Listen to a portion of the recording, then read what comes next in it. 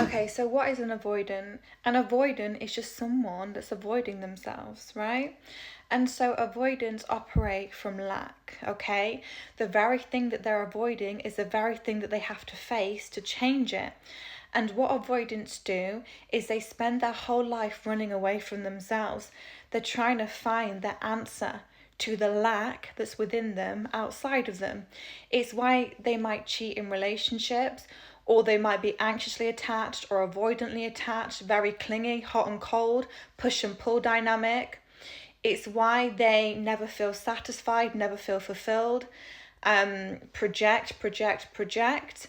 It's why they are living in the past a lot and living in confusion. So they may be with you, but they're thinking about their ex, even though when they were with their ex, they were thinking about their other one, because avoidants are avoiding themselves, right? And so, if you're in a relationship with an avoidant, they're not even there with you. Physically, yes. Mentally, spiritually, they're in the past. They're thinking about people in the past. They're thinking how they can go and make it right, and how it would be so much better with them rather than you. And it's because they don't feel safe in their own body. Avoidants don't feel safe and they don't feel secure. And because life is like a mirror reflection, they are signaling out that they don't feel safe. So whoever they're with and wherever they go, that environment's going to add on to the fact that they don't feel safe. Well, imagine you're in a relationship with one. They're going to perceive you as the reason for why they don't feel safe, even though it's coming from themselves. And they would understand that it's coming from themselves if they ever spent time with themselves. But avoidants always run. They're constantly distracting themselves with one thing or another.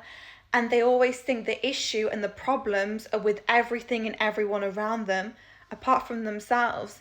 So the best thing that you could ever do, because you may be an avoidant yourself, is to change the beliefs that you hold about yourself, because your safety and security is coming from within you. And until you have beliefs about yourself that make you feel safe and secure, you'll never feel safe and secure in life, in any relationship, because what you're doing is you're trying to find the safety net in a person or a job or whatever. But you'll always be running from that relationship. You'll always be running from that job, because again, you're trying to get away from yourself, but you have to face yourself.